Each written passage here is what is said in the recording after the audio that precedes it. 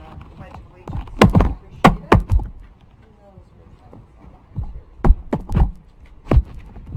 I pledge allegiance to the flag of the United States of America and to the republic for which it stands, one nation under God, indivisible, with liberty and justice for all.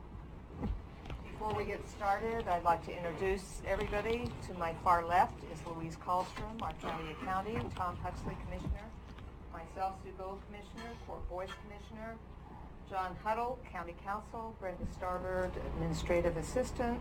Then we have our Budget Committee, Tom Brand, and the Budget Chair, Tom Ostrowski, or Bill Ostrowski, sorry. And then we've got Carl King on the phone for their Budget Committee. So I'm going to turn the time over to I have a question. Chair. Is Carl King on the phone? I think Carl King is watching remotely and will call in. Oh, okay. So he's not here exactly right now, I don't think. Okay. Good enough. Okay, Mr. Boyce has asked we give him 3 minutes for a comment. Thank you, Mr. Chair. Two things, if I may, offer a moment of silence for another police officer slain, female officer in the state of Maryland. That makes the total number 26 in the United States this year. It's a growing number in an area that I know everybody in this room is concerned. Thank you. Then I'll have something else, Mr. Chair. Okay, let's do public comments before we really get started. David Barnes? A moment of silence, if we may. Oh, I'm sorry. Yes, thank you. Just 20 seconds. Sure. Much appreciated.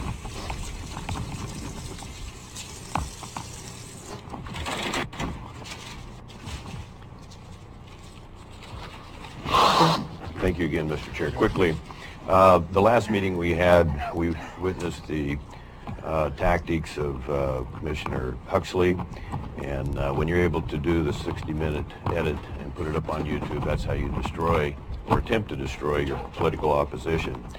So when a year ago, January 4th, I took this oath, the courthouse, to defend this county, and that's what I'm doing, and I'm going to continue to do it. We're about to turn the county over to an unelected official that's spent no more than 40 hours in Curry County, and while I wish him well, I will repeat again, I intend to work with him.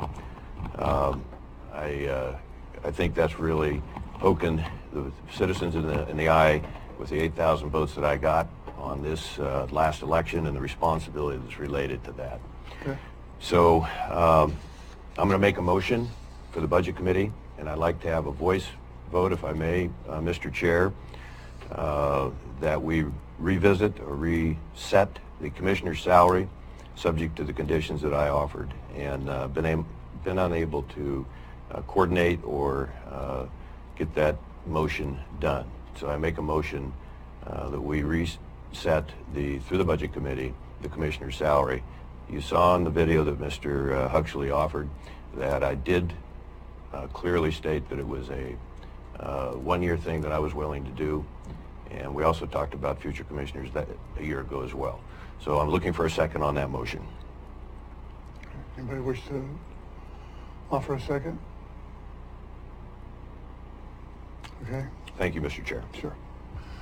David Barnes would like to make a public comment. Oh, yeah, let the sheriff, yeah, I'm sorry. Morning, Budget Committee, Sheriff Ward. I wasn't here Monday. I left Sunday and went up and spent 2 days with the Oregon State Sheriff's Association's meetings with the sheriffs. And then it was my understanding that there was some talk about taking the money out of the step increases for the union negotiations, which union negotiations, to my knowledge, weren't supposed to be until 3 o'clock this afternoon, but apparently they're going on right now. I wasn't invited by the commission to do that, which is highly irregular if you ask me. Historically, it's been on behalf of the county, it's the sheriff, the HR director, the finance director, and one commissioner. But they've asked that just one attorney that they hired to do the negotiation as part of the county. I'm going to go ahead and sit in on that. But what I understand is that there's the county's saying no new money coming into for any step increases for the deputies. well, that puts us right back into where we are here to begin with. I mean, well, I'm losing deputies because I can't pay them, and I can't, you know, their pay is so low at this point, and you're taking away something that they already have. It doesn't make sense to me. It needs to be budgeted in and then negotiated, but if you negotiate something that's not budgeted in, then you have to go back and find out where the money comes from. I'm just saying, don't take away what is rightfully theirs for their pay. That's really all I have to say. I think our reasoning was, because it's at the 2%? No, that was road department. Okay. This was the, usually, when we usually budget those steps. And even if whether or not we're in a negotiation year or not. However, this year when we budgeted for it, it's been taken to say that that's setting for the negotiations, and so that's why it was taken out on Monday. Okay. So you're asking for it to be put back in, but we don't know what the amount's going to be. Well, I can guarantee you. I know what the amount is because I did the changes. So we already know that negotiations are done, or negotiations? No, I don't know what the amount is, but if we put just the step back in, I know what that is because that's what we did. Here's probably what's going to happen. The union's going to balk on that and say, no way. And then they're going to take it to arbitration. And arbitration, I've been told by certain people and the union that it's going to cost at least three times more than what it is for what if the step increases were going to be to go in, and that the county will probably lose. So if they want to take the arbitration and then cost a lot more money paying for the attorney fees and all that, you know, that's a decision that, you know, the county board is going to have to make. But to give what they already have the pay scale has never really changed for a long time. It's just the people who are starting at the bottom will have their step increases once a year at a 5% increase, and plus any incentive, like when you get your intermediate or your advanced certificate, that's another 5%. I want to take all that away. If we take all that away, there's no incentive for my deputies to stay here. The other agencies are already getting more money than what we are.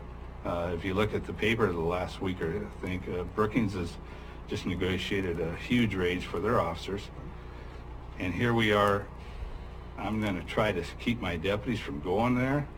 That's going to be a real tough job to do when they don't have no job security and no pay increases. Okay. Any comments from the committee? Should we think about revisiting this? I know we want to put this thing to bed, but this could be a quick thing. What's the impact, financial impact? I just looked at this changes that I haven't handed out yet. The total amount between civil, criminal, and patrol, which was $23,506. The jail, which was $17,386, and 911 communications, which was $4,281. The total is $45,173 to put them back in. Okay. And the savings, you had me put in a transfer to the Towers Capital Fund, and that total transfer amounted to $96,300. If I take this out, it'd be a little over $45,000. But it can cost you 3 times or more than that if it goes to arbitration, because I know the union will not go for that. I'll guarantee you that. For the cut. For the cut. Open discussion. What do you guys? I think it's kind of hard to set in a raise before negotiations have taken place. If negotiations take place and there is a raise, I would think that we could do a supplemental budget. Is that true or false? I would say that's true, and what I would do if we did that was what we could do right now, which would reduce the transfer out to the Towers Capital Fund. Could you repeat that, please? Reduce what? I would change, if we had to do it after negotiations, I would take the budget that we have made to transfer out to the Towers Capital Fund, and I would reduce that amount by the amount that we would have to support any negotiations. Mr. Huxley?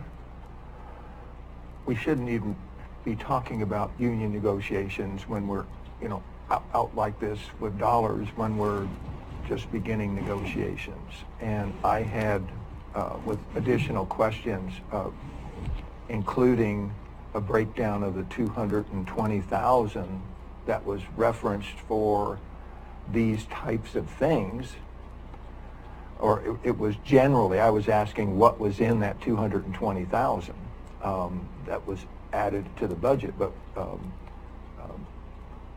we shouldn't even be talking about union negotiations. Well, we are, because you said you're taking no new money to put into the negotiations. You're not giving them any step increases, so you've already brought that forward. And now we have to negotiate that. And I'm just saying the union, when they, in their negotiation right now, will not go for that, which will send the county into arbitration. And it's going to cost a hell of a lot more. And we already know that our deputies are low pay and there's not job security, and that's why they're leaving. That's why I can't keep anybody. We're a training ground. We need to change that. We need to turn that around. Okay. Don't mess with their livelihood. That's all I'm saying. Thank you. I'd like to make a motion that we reverse our decision and put the money back in, transfer it out of the tower. Second, Mr. Chair, thank you. Yeah, Mr. Huxley. Now that we have a second, I have a question. Are we, for this vote, going to, and I guess I'm looking at county council here, you said Carl King is watching, we think, to try and get a hold of him to participate in this vote, or not? That's a question. He is traveling. I think what he said was to call him on his cell phone because he'll be on I-5 and could have some reception. I have his number. I'll give him a call. Okay.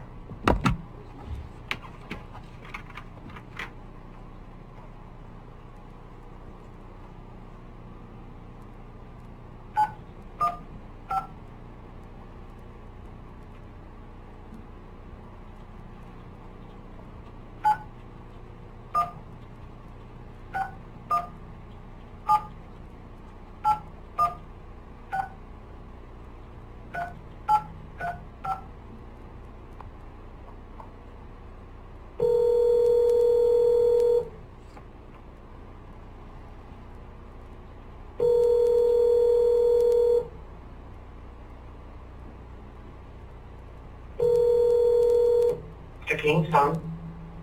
Is Carl King with? Is Carl King available? I'm sorry, who's calling?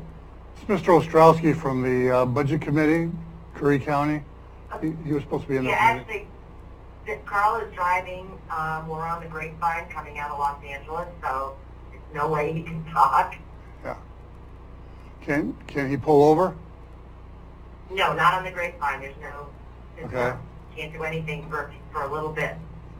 Can I put him on speakerphone on his Maybe cell another phone? 10 miles or 5 miles or something like that, but we can't do it right now. Can he call as soon as we can get to a rest area? You don't have to, there's no time requirement to vote right now. Yeah. If you want to Let's do wait that. till Yeah, he's... have him call us as soon as possible, please.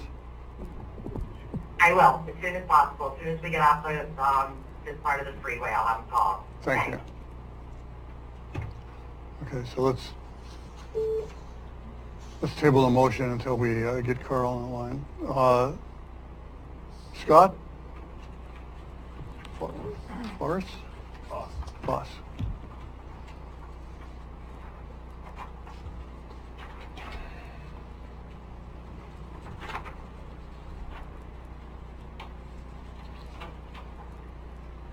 If you hand something out, you need to hand one to the administrative assistant.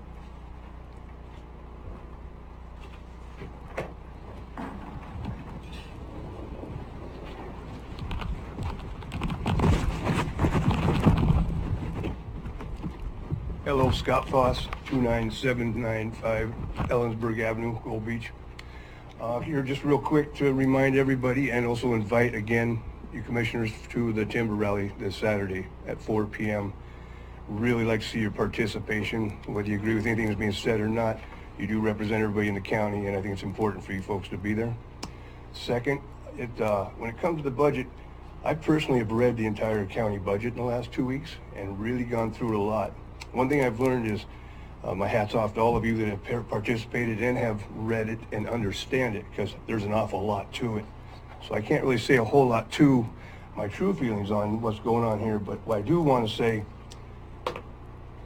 you folks haven't voted on our resources, and now I'm hearing that you're not willing to vote on our sheriff getting that extra money for the extra deputies in a positive manner, and the raises possibly, and money to stop them from getting raises. At this point, Johnny Ward's been here a long time, and he's damn good at what he does, and I really think you should take him into a serious consideration when you make a vote that represents all the citizens of this county, especially ones that were born and raised here.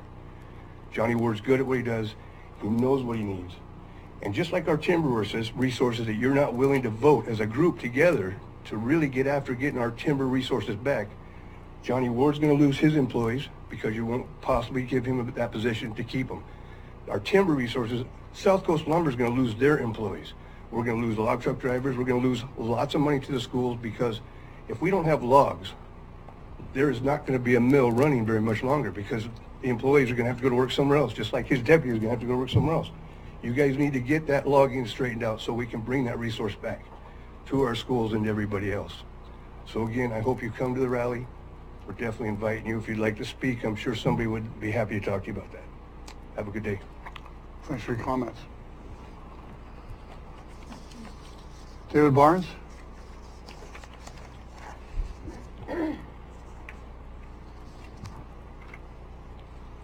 David Barnes. I just want to reiterate what I said the other day about fully funding the commissioner's position at the salary set by the compensation board.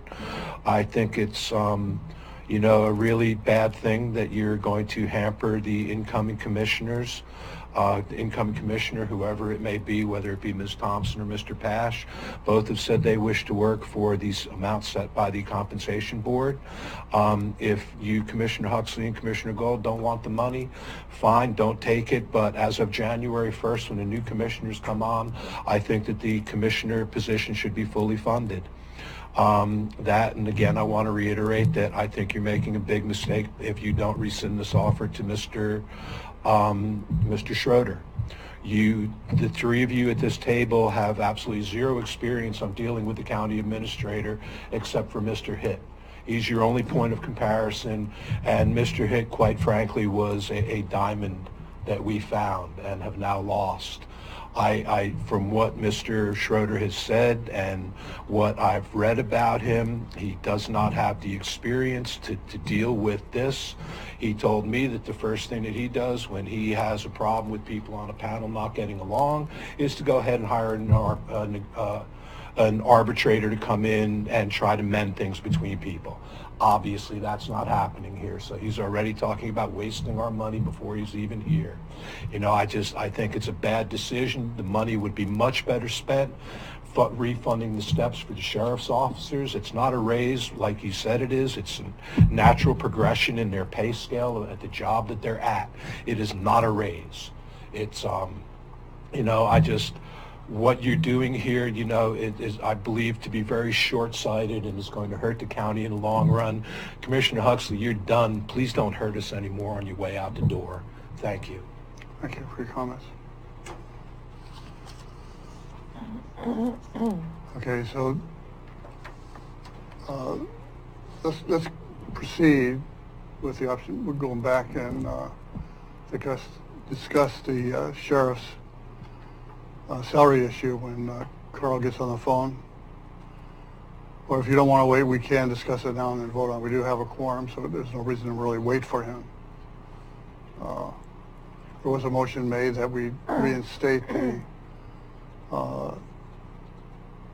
cost of the step increase, and the impact was $45,000. We're not coming up with a new $45,000 requirement. We're just, hate to say, but we're taking it away from the tower fund that we had set up yesterday.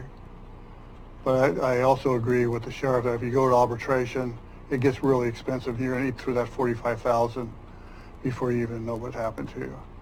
So again, I'd like to make the motion that we reinstate that salary. Yes. The motion is still on the table. Yeah, that's okay, but could we include in that motion rescinding the offer to Mr. Schroeder because of the $50,000 severance? That would somewhat solve the problem right there. So I don't know if you are in favor of that or if the testimony has affected your consideration there, but I would offer you that, and certainly, go ahead. The Budget Committee cannot rescind an offer that the Board of Commissioners has made. So I would need a second here. No, because this is a budget meeting, not a budget meeting. board committee. Okay. Yeah. So I led you astray there. Sorry, Mr. Chair. That's fine. I wasn't going to allow it anyway, so. But at the same time, I thought on the motion that you're talking about that is pending and tabled, I thought we were going to wait for Carl King to call in, and I think if Louise has things to present, we go on, and then when Carl calls in, we stop everything and go to that motion. All right, we can do that. Okay. Go ahead. Earlier this morning, Commissioner Huxley mentioned some questions that he asked of me. I'm going to pass that out.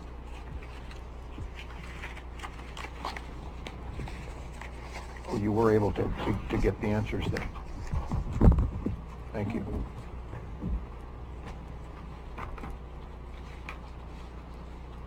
I guess, Mr. Chair, if I could, I did say the Yes. Budget Committee cannot undo a decision the Board of Commissioners makes, and Budget Committee member Commissioner Boyce's motion was to rescind the offer to Clark Schroeder, so my answer was technically correct, but I think if I understand Commissioner Boyce's request, it would actually be that the Budget Committee not fund the position. So I don't know if that changes anything, but the Budget Committee does make decisions on how much funds to put in any particular position. So would you be interested in amending our motion reflecting the changing that portion of his compensation package? No, I don't think moving that money to the sheriff's I don't think it would be proper to amend the motion. I've never met the gentleman. You know, one individual got up and spoke. I don't know the background of this guy. I haven't seen his resume. I don't know if he's qualified or not to fund his employment. The three commissioners, you guys have interviewed this individual. Obviously, you felt comfortable enough to hire him, with the exception of Mr. Boyce. So I couldn't make that amendment, I'm sorry. I think, if I may, Mr. Chair, I think his qualifications are irrelevant. I think it's really an issue of priorities here. That would be my opinion on what we can afford. Yeah, but you guys discussed this even before I even got here, and you guys hired him. Obviously, you guys did have a discussion somewhere along the line, and the two of you, which was the majority, decided to hire this guy. Well, and also, I'm a little complex why you would change at the last minute. and the position was funded by the last Budget Committee, Okay. and it's proposed to be funded by the budget officer, and anyway. Yeah. I think the idea of a county administrator is great because it gives the employees of the county a central person to go to, and for that person to know everything that's going on within the departments that he's supporting to make sure that they're more effective and efficient and so forth. I think it's a great idea. And, you know, for just that reason, I don't think you should rescind the order. You know, if he's not qualified once he gets here, then you have the opportunity to fire him and pay his severance or whatever it is. But you've already made that decision. I can understand if the county was going to go bankrupt and you didn't have any money to pay for him, then you might want to rescind it. But that's not the case yet. So that's my reasons for not offering to put it on there. I'll just Commissioner say Gold. that two of the commissioners felt so strongly about this issue that we lowered our salary to way below so that this position could be funded. Yeah. And I'm still of that position. That's what I ran on. So I'm a woman of my word. Okay. All right. Let's go on. Okay, this was an email I received late yesterday afternoon from Commissioner Huxley. The first page and top of the second page are comments. But I wanted to discuss the questions that are on page 2. Question number 1, what was the total of all increases included in the original budget May 7th, 2018 for non-represented employees and elected officials? I have actually given that information out, number 1, in this comparison to budgeted employees, adopted budgeted employees and proposed. Also have handed out what the payroll schedule of the proposed budget. And Mr. Huxley also has this same schedule as adopted from last year. I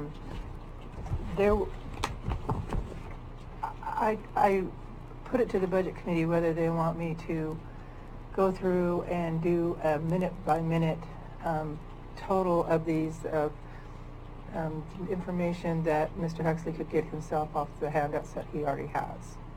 Have you presented those questions to all the members here? I have handed this It was just memo handed out. out. Okay, thank you. Looking at the same thing, okay. And question number 2, what was the total of all Teamster employees step increases in the original budget? I think we just answered that, $45,173. Was the total of all increases in all topics discussed above remaining at the end of the meeting, May 21st, 2018? And on Monday, I handed out changes to the proposed budget that has all those changes in it. Right. I have another handout for today for all the changes that we did on Monday. So I think that Mr. Huxley also has that information. And what was the itemized breakdown of items comprising of the 220 above? That's also at the bottom of this handout of the payroll. There was a calculation showing what that payroll totaled, what the adopted budget from last year totaled, and the difference between the two, the difference of the increase, and I took off the 4 deputies and the assessor's increase for his pilot program. So the 220 is just basically $224,507. I rounded it to Okay. 220,000, and it includes last year's negotiations. And I apologize if anything in my budget message inferred in any way that when I said negotiations, I was talking about the current ongoing negotiations. I was talking about the settled contracts from last year that happened after the adopted budget. Anything that was done in those negotiated contracts are in this budget, and that's what I meant by that. I think this is the second time that I have made that clear. I know that the Curry Coastal Pilot said it included a proposed to pay for anticipated wage increases. That was an error comment by the pilot. It was for ones that had already happened. So the itemized breakdown of items, Mr. Huxley already has that information. It's this handout and the one that he already has I have from one. the adopted budget. So I really don't know if the Budget Committee wants me to do any additional work on these questions other than what the comments that I have just made. Okay, Mr. Huxley? All I was asking for, we get all these things over a week, okay, a week and a half. All I was doing was going to what the source, you know, the accountant to ask, and question 2 was answered, and that's the type of thing that I was after. What were the numbers when we go through all those explanations? I didn't go back, I wouldn't now, to go back through all the documents that we've been handed to get those numbers on it.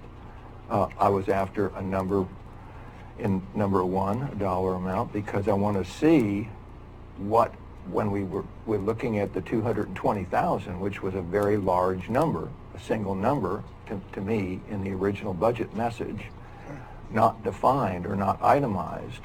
I wanted to get that itemized because with all the changes we made, especially primarily on Monday the 21st, where did all that come? You know, how much was in there that may have been coming from the 220,000? And with the answers to these questions, of which, yes, somewhere, you know, amongst all these sheets, Luis is saying that, you know, if you add, subtract, and do this and do that, you know, it's there. I'm not prepared to do that. I was prepared to try and get the number so I could see, do we have anything extra in that 20,000 that we really had already had included in the budget that we can pull out and use for the towers or other things. That was the purpose of these 4 questions. Okay. Does any other of the committee members have the same concerns as Mr. Huxley, or do we feel pretty comfortable about that? You know,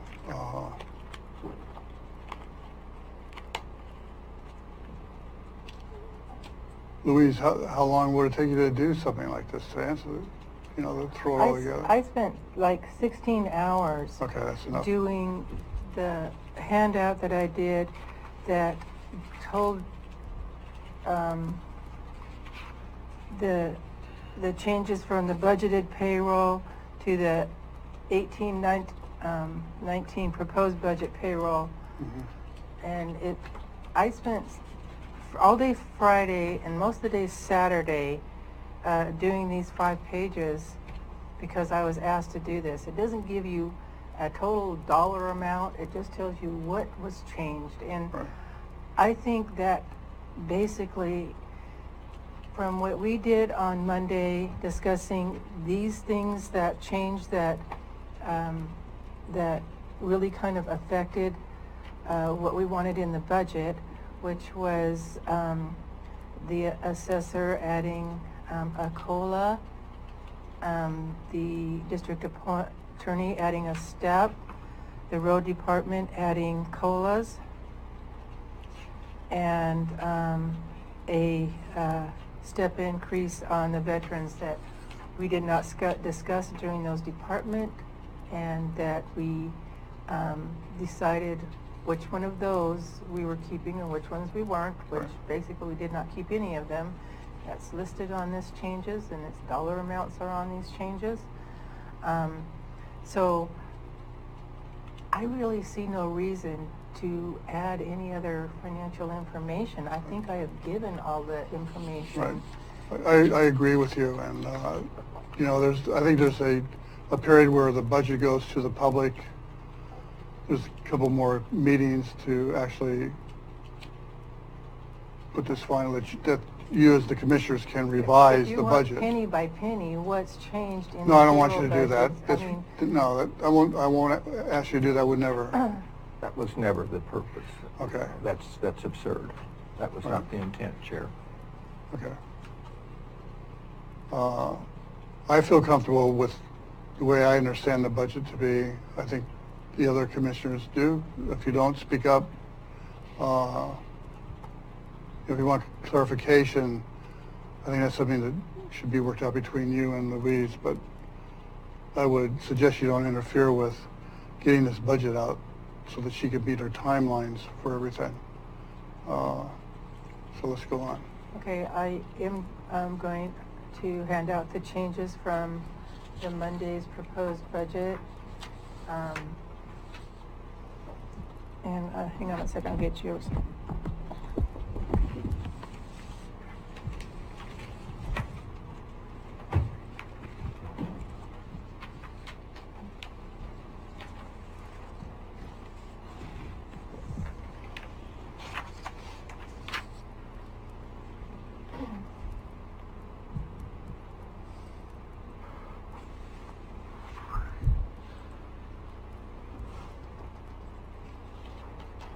Wow, this is good. Okay, so these are all the changes that we did from Monday's meeting. I actually have another handout, which is it's kind of also requested, and this is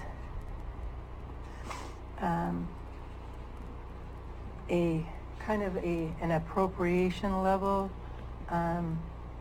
type summary of the budget as it sits right now before we make any more votes, as we were of end of meeting last Monday. So I'm going to hand that out too.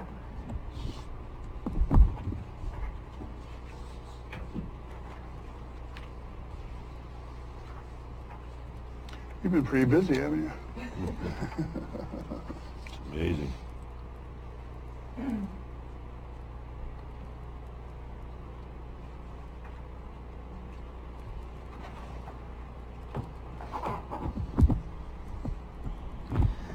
So these are the new budget totals for all funds. The first total is just the general fund and all the departments in there.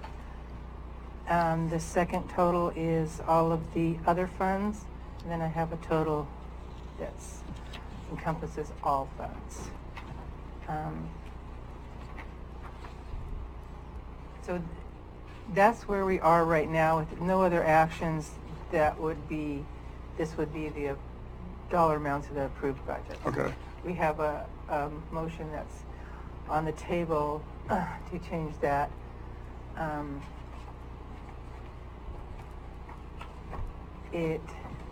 We changed the step increase for the sheriff. It wouldn't affect the bottom line anyways. It does not change the bottom line, because what it does is it takes it out of one expenditure, which is the transfer to the fund, and back up into the sheriff. So the total amount on this budget would still be the same as what's presented here. There would be a couple of categories that are changed in the in the general fund. It would move out of that transfer and into the personnel column. Right. Okay. So, well, looking at the changes to the 2018-2019 proposed budget, as of May 22nd, 2018, does anybody on the committee have any questions regarding them? I think they're pretty accurate, but they are accurate, actually. Anybody have any questions to Louise regarding this? I believe that the veteran service officer is here and would like to speak about the item that removed his step increase. He was not here when we discussed it, and I think he would like to give you some background on the reason for that request in the budget. Sure. Come on.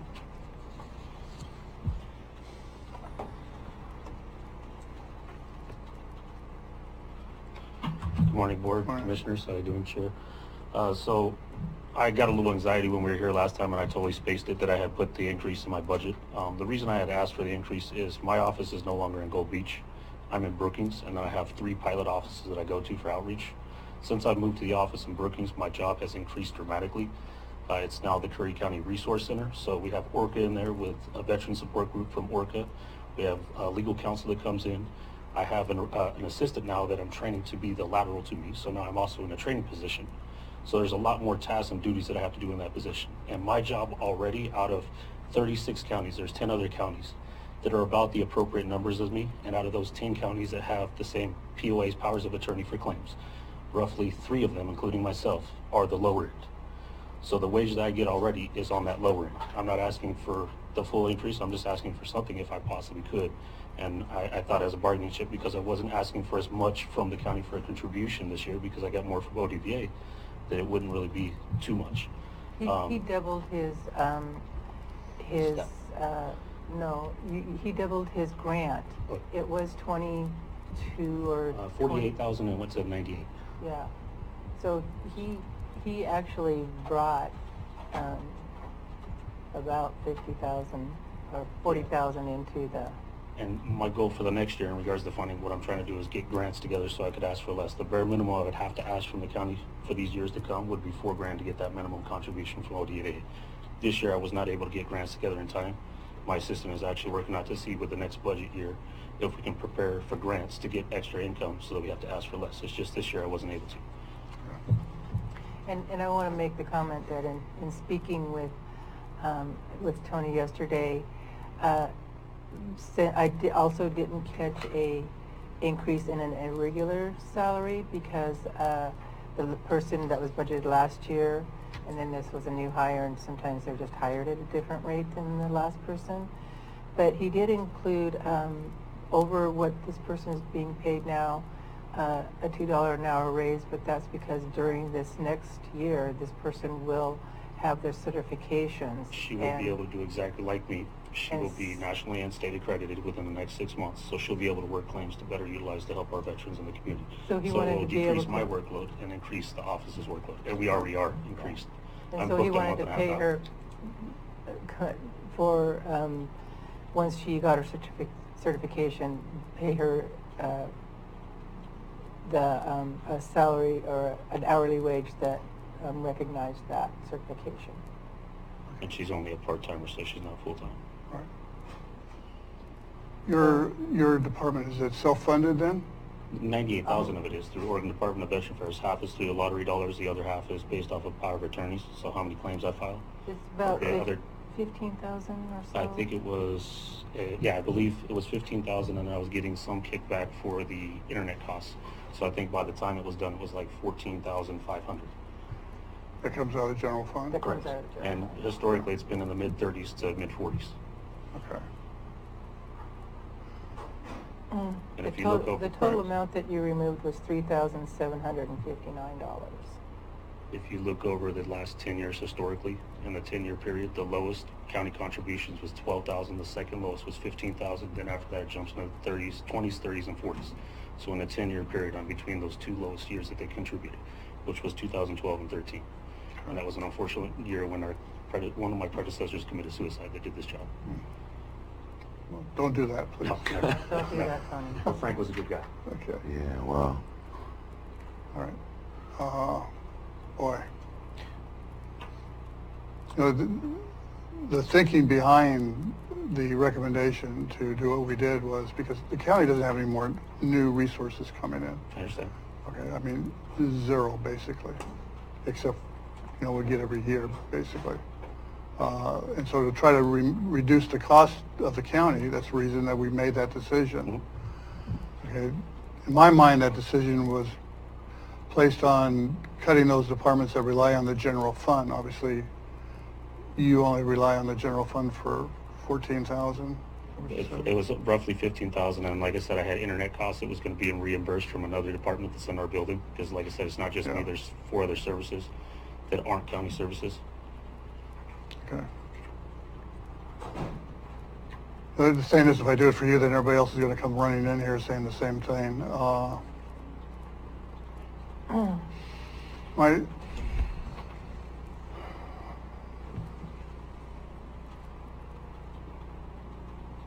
Unfortunately, the person that could have backed me is the county administrator that's no longer here. He's the person I had these discussions with originally. All right. So I apologize for that. I wish I could have had him here, and I should have brought an email trail of it, but it was more face-to-face than anything, and that's what I am. All right.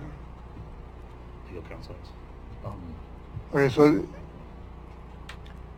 without that 14,000, what, if I take out the 14,000 from your budget? You would, I don't think you'd be taking out 14,000 from the budget. On the one pager, if you look down, It's it's 3,000. in the middle, the step increase that he's proposing would be a $3,759 additional increase from It the, would I don't bring even know it- if it's an increase from the general fund contribution, though he's talking about.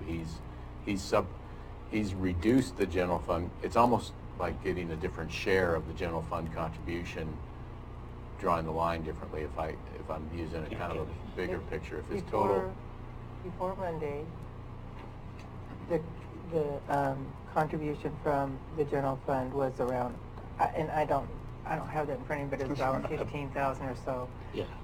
This reduced that and put it to the transfer. It's 12, I believe. So if you put it back in, it's still around a $15,000 contribution from the general fund out of about $100,000 of grants that he has got for the No question there. support of his position. And then the what it would do is further reduce that transfer out of Towers. It's 96 now. Reduce it, or minus the 45, reduce it by almost $4,000. Mr. Chair, I'm going to have to be Yes. excused. I'm sorry. I'm sorry, okay. So I actually have a question after. And Chair, too. I'll try and call in within 5 minutes, and whoever calls first between Mr. King and I will, because I don't think we're going to be set up on a conference call. I think we're just going to have one line open, but I could be wrong on that. We all had conflicting schedules this week. I tried to make today work, but Oh, I can't cancel this appreciate meeting. it. Thank you. All right, thank you.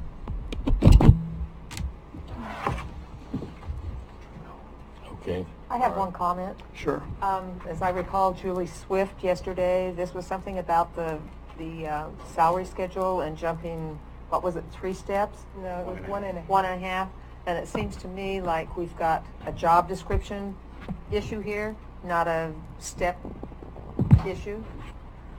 I don't, I'm not clear with the job description issue. you were telling us that your job description has changed. Oh, yeah, now I have a lot more responsibility. I'm still the VSO. That's what but I'm- now I'm running the office with other services, and I also have their jobs that I'm assisting with, because our jobs all tie together.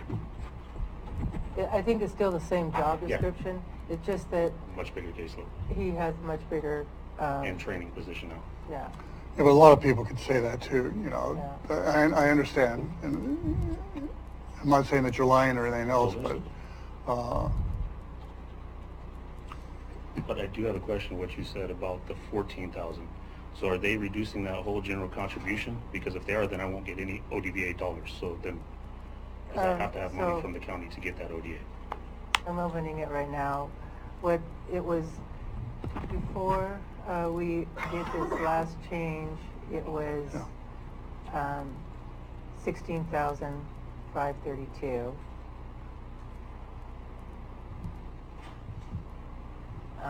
From the general fund. From the general fund, and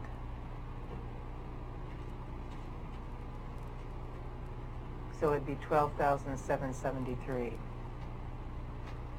So that's not without my assistant's raise in mind. That's No, what there the has text the is. assistance raise.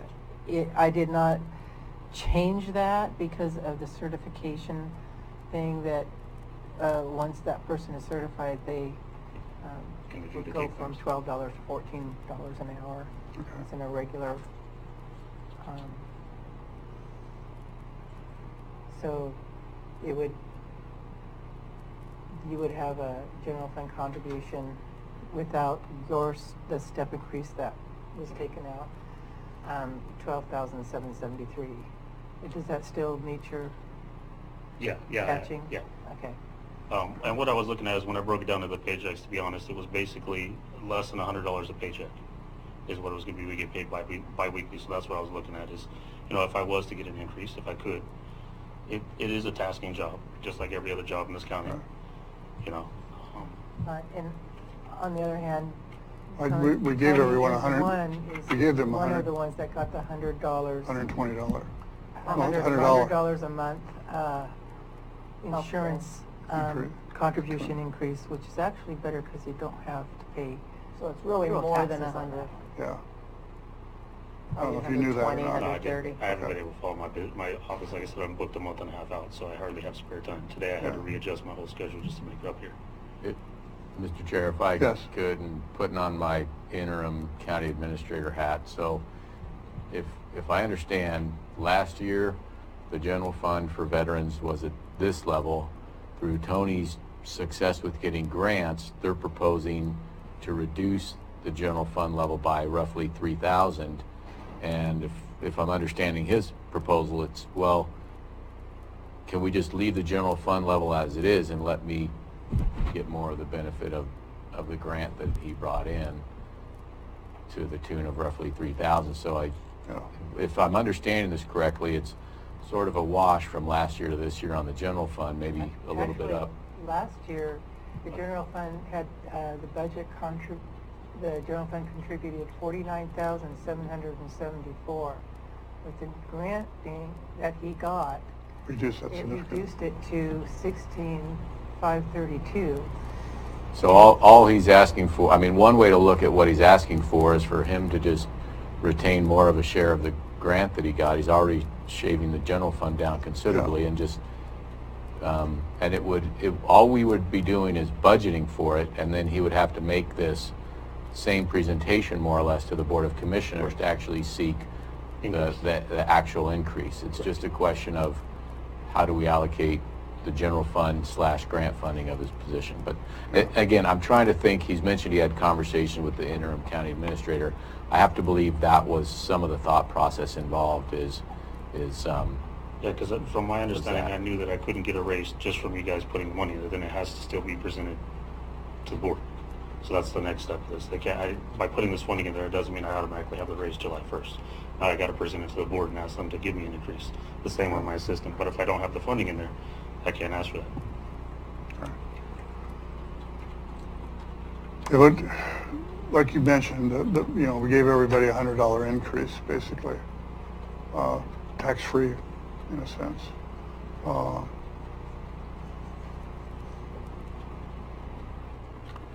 I know, can he put in for a salary increase with his necessary forms and get it approved and do an amendment to the budget? So, and again, you're going to be proposing a budget. The other thing that the Board of Commissioners will do, this would come to the Board of Commissioners one more time, and so long as any particular increase isn't greater than X amount, right, they could make that change, and not have to come back to the Budget Committee, both on a budgetary level, right, and so again, it's up to you all to talk about it in the first instance, and I see you have some other folks here who have some comments. Okay. Yes, Mr. Oxley. I agree with, you open, if you do for one, what's good for one, or good for all. But I think, let me get this.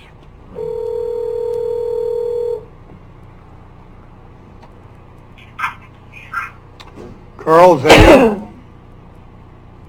How's my volume here? This is Court. Oh my Okay. Court. We can go down, John. Can we turn it down? On that. God. Oh my God, that was loud. Yeah. I'm on the phone. I have coverage for about 10, 15 minutes. Okay, thank you. That's a really loud speaker. We could consider, county council has made reference to, as interim, but a suggestion, because this would be, I would suggest as a possibility that because the things like this can come back to the board after the budget's approved for amounts like this without involving the budget committee, okay, for future discussions. I would suggest that Tony interface, with the new county administrator on who will be coming just after, what is it, June 4th, okay, and see what can be done at that level, which is where I think it should be done anyway. And if it's not approved now, it could easily be, if it is approved at a later date, which it can or can't be, okay, it could be with a supplemental budget and still accomplish the same thing. Right. And there's just one more thing. I know you said, Mr. Chair, that if we do it for him, everyone's going to be coming asking. I just don't know that everyone else has brought in additional grant money to reduce the contribution to the general fund of the department. I think, and that makes him unique. Okay, that was very, very unique. I really don't. You know, we haven't come up with any new sources of revenue, and I hate to increase our expenses without any new sources of revenue. And I know you're pretty much self-funded. I think you should go down the road that Mr. Huxley mentioned. So my question to you is, that's what I've already done with my previous administrator. That's why this was prepared in this budget, and I apologize for not presenting it originally. Like I said, usually this is something that causes me a lot of anxiety. Yeah. So that was my own blackout, but it was on the budget. It was prepared ahead of time, and I was told that if I didn't allocate for this money, that would be frivolous in the future. Right. So But that's why I had to ask for it I now. understand. But at the same time, you didn't know that we gave you a $100 raise for health insurance. My suggestion, and I'd like to hear from the committee, my suggestion is that we leave the budget as it is, and highly recommend that you go to the new county administrator, explain to him how your department works and what the type of raise that you're after, and then if he feels that it's reasonable, I feel like it's reasonable. But at the same time, I know I've already given, the committee's already given everyone a $100 a month raise for their insurance, that you and him come up to an agreement and go in front of the commissioners. Okay, I don't mean to kick the can down the road, but I don't think I am. I just think that's the way best to do. Well, what you're saying, like I said, once I've already done, so I guess I'll have to do it again. But I appreciate your time. Okay.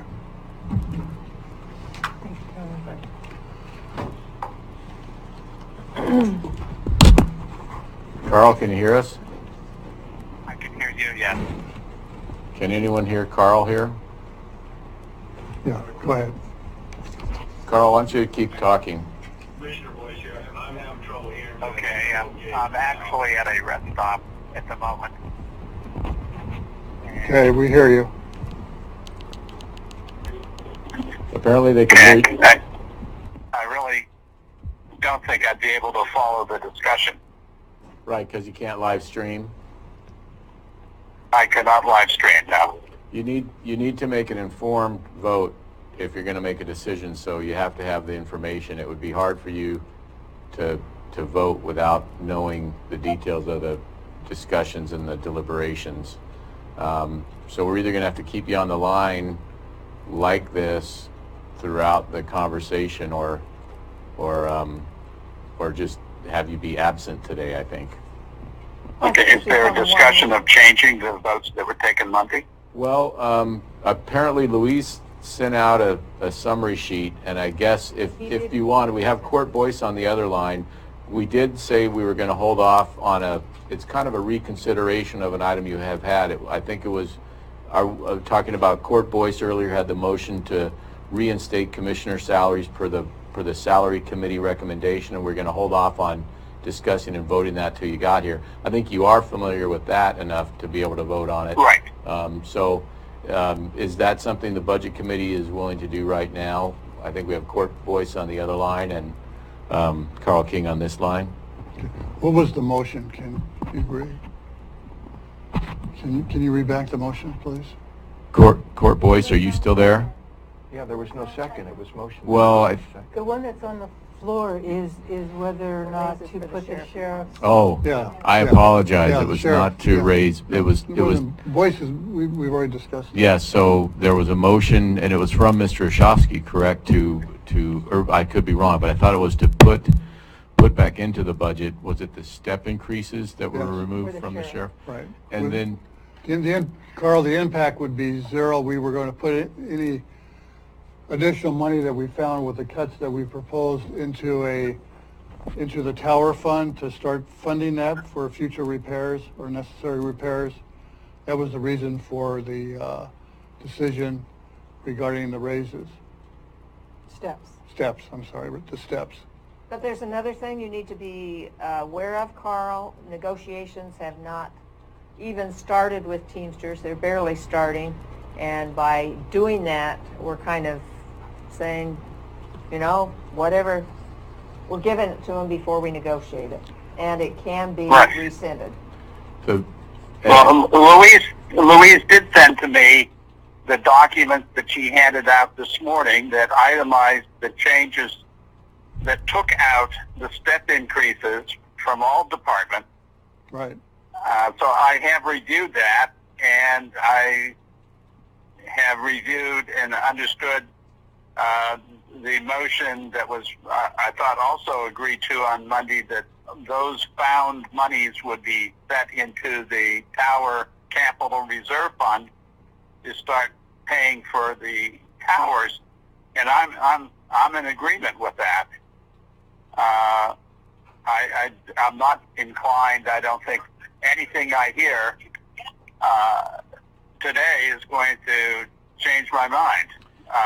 We should not. Those increases should never have been put in the budget by our administration to begin with. and if I could, Mr. King, one of the comments that the sheriff made was along the lines of these guys are strike prohibited and they go to mediation, and you know the likely outcome of a mediation would be in their favor and whatnot, and you know that was a thumbnail of what the sheriff said, just so you said if anything would change your Plus the cost of I understand that. I've been involved with making budgets for a municipality where fire and police could not strike some 35 years.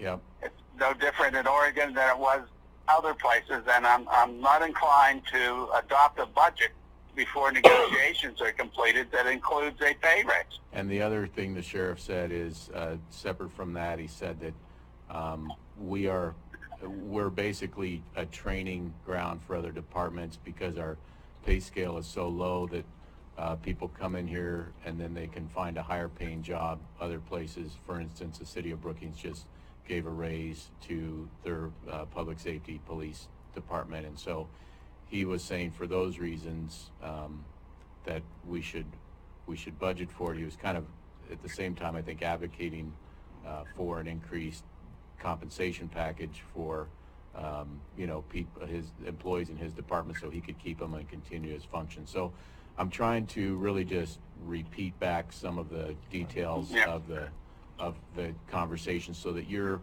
fully aware when it comes time if you're going to vote on this. Right, and I appreciate the sheriff's position, and I sympathize with it, but I don't think this is the time to address it. We have a process. They've chosen to unionize, and there's union negotiations about to get underway, and I think the budget committee needs to await the outcome of that. And if the result of the Board of Commissioners negotiating with the Teamsters results in the same pay rate or a higher one or a lower one, that's up to the Board of Commissioners. And if it takes coming back to the Budget Committee can meet again after that is concluded and take it into account. But I'm not, as sympathetic as I am to the need to have higher pay for our law enforcement, I'm not sympathetic to doing it out of step with how one is supposed to deal with these things. Yeah. Okay. I think that the issue, I think part of the problem is that this is the way it's always been done. It's that if you don't put it in the budget, you're not going to get it. And I think that's the crux of the thing. The sheriff is concerned, that if it's not in the budget and the negotiators come to an agreement about a step increase, and there's nothing in the budget, then you can't comply with the union negotiation or whatever, and we end up in arbitration. You do comply with that. Okay. Court Boyce has signed off. He lost coverage, he said. Okay. So I think that's one of the main concerns of the sheriff. I think we put that to rest because we talked to Louise about changing it if possible, and Yep. she says it is possible. No, I agree. I believe You would the have to motion. find the funding if Yeah. you negotiate for something, just like when they negotiated last year, you had to find the funding to fund that, the negotiated settlements. And so if we negotiate and we settle, we have to find the funding. So this Well, we is could do a, it the same way we're right, doing and now. this is a motion to change what you have already sort of directed Louise to do. Right. And if the maker of the motion, you could resolve this in two ways.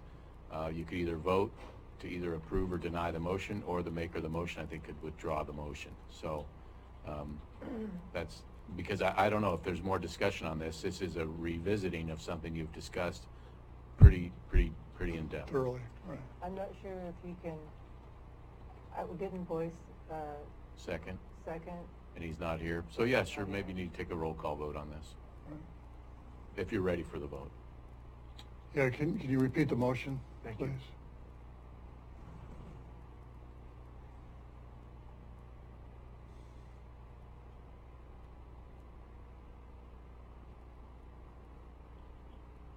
Brenda, you might need to get mic'd up. You might need to get mic'd up, Brenda. My recollection of the motion was to take out from the tower. Oh, go ahead. So, Mr. Ostrowski, motion to reverse the decision. Brenda. Mr. Ostrowski, motion to reverse the decision made to take away the sheriff's step increases, and Boyce seconded the motion. And I think it would come out of the tower fund and Right. back into there, so, because that's Yeah. what's going on. So that's the motion. Okay, And take away out of tower budget. Yeah, right. all right, Any further discussion on it? yeah. Please say that again. We've taken the money out of the tower transfer, not the tower budget. So, The net effect is zero. It's just, right, essentially, if you look at the changes to the budget that Louise put out, the one pager, there's changes to the sheriff civil, sheriff jail, sheriff communication to remove step increases from staff. After hearing from the sheriff, Mr. Ostrowski voted to reverse those, and those were going to go into the Motion. tower. What? Correct, motion. What are you saying? I'm I thought you said voted. no. sorry, no, oh, maybe I did. No, motion to reverse those, and it was seconded by Boyce. We waited for Carl King to get here to have discussion. So maybe, Tom Brand, if you could, if that's kind of a talking explanation of what the motion was in the background, but if you have questions about what the effect of the vote is, what is your question?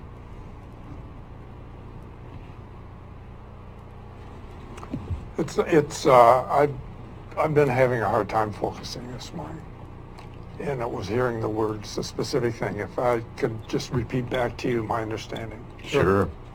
We're talking about redoing a step increase that we had taken away. We're adding that back in, and we're funding that with money that the other day we had put into a tower Correct. reserve. Yeah. So the net balance stays the same. The budget stays the same. Yeah. I just have one more comment. Okay.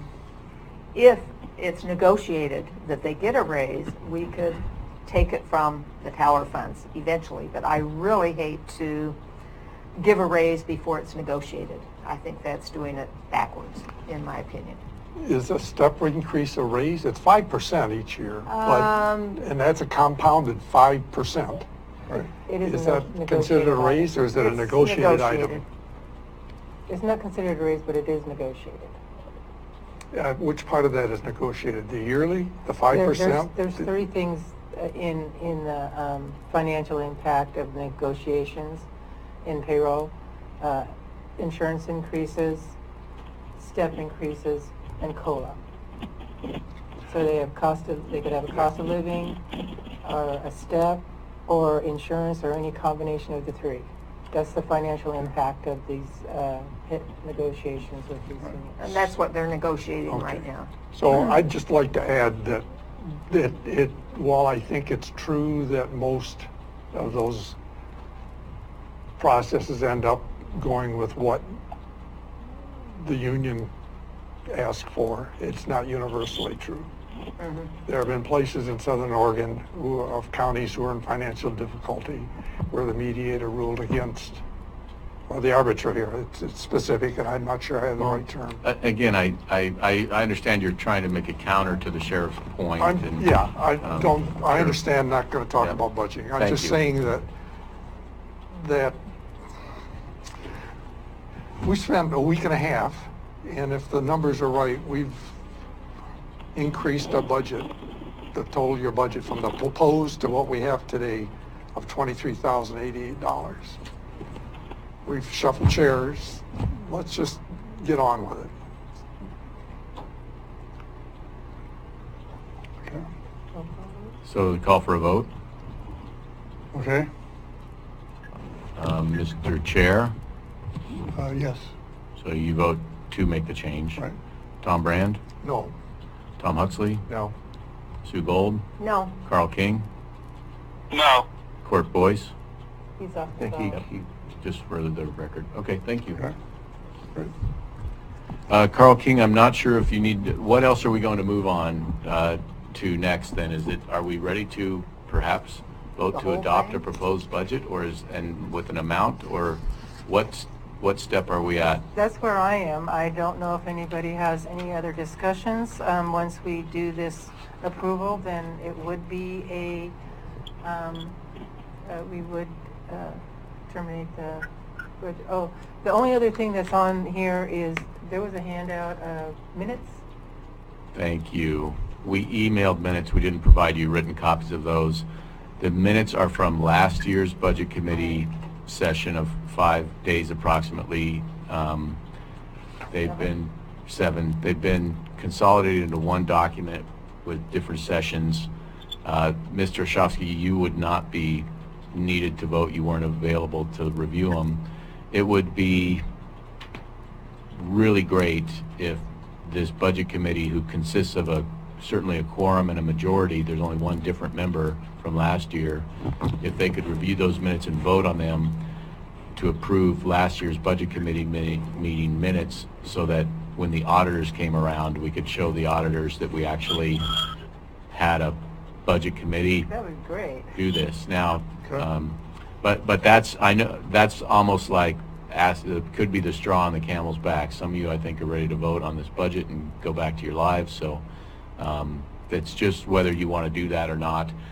Worst case scenario, in my opinion, we would be able to provide the draft to the auditors, but really, that's just a question. So I have a question. We haven't really had a lot, at least I haven't had a lot of time to review those Not at minutes. all, no. It So was could we review and then send you by email our vote? Would that be It has to be- kosher? Mhm. No? And actually, this has to be voted, since they're Budget Committee minutes, they have to be voted on by the Budget Committee. So if you do not approve them before this committee ends, you either have to come back, or we have to wait till next year when we reconvene as a committee. Or if this committee reconvenes in the meantime. And the other Yeah. odd part about it is the Budget Committee can reconvene from time to time within its, for any purpose. And it's possible, if we really want to get these minutes done, I'd hate to do it, but we could reconvene you for a meeting to just review and approve those minutes only. If it's up, but we wanted to give you the option today is really Could we what it take was a about. break, review them, come back and vote on them so people Well, don't have to come I long think distances? you could, but it just depends on whether, again, we want to give you the option.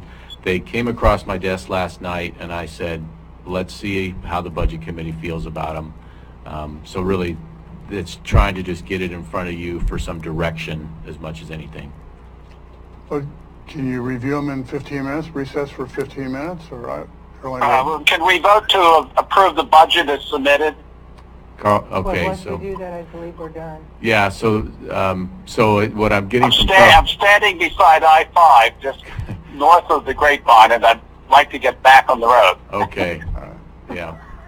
So it'll be just a little bit longer, Carl. anything for you, Carl? So- Yes, Mr. Oxley. let him wait.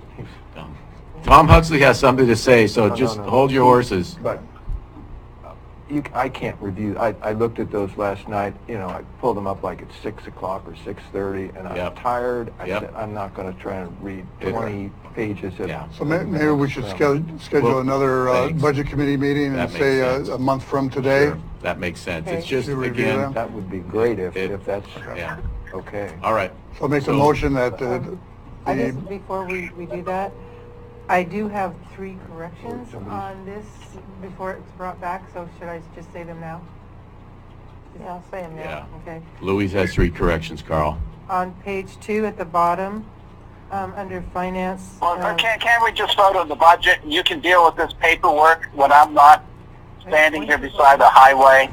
So, Carl, yes, and the corrections she's mentioning are to the budget you're about to vote on, is what I understand. Oh, okay. They're the budget committee, the minutes. No, we're not doing the minutes, Okay. Louise. We're going to do another meeting. I'm making a motion that the budget committee meet a month from No, today well, or so. let's not do that. We'd like to just go to the, we're not going to, staff will figure out when a good time is. We'll try to coordinate with you in the future Okay. about the minutes. But for now, Carl King would really like to try to get a vote to approve whatever budget is being presented. Okay. And Louise has printed up a motion for someone to entertain, I think. Yeah. And you might want to read it out loud, whoever's Okay. going to. And That's I have one question for Tom Brand. Tom, did you say that the difference was like 23,000? Because I didn't have some of those other documents. What I compared was the budget message at the beginning of our Yeah, and that's what I discussion. didn't have here this morning. And the number that's on this sheet, Okay, the 8 or what? difference is $23,088. That's from the top section?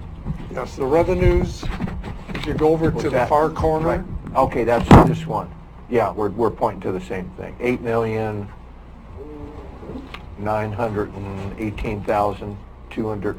8,918,235? yeah. Is that the, okay, so 23,000 difference So, you'd see. just for the general public and newspaper and ours, I guess, consideration, the budget we're going to vote on is more than by $22,000 than the one that was put together with Mr. Hitt and whatever input from commissioners and all the work done by Ms. Kallstrom.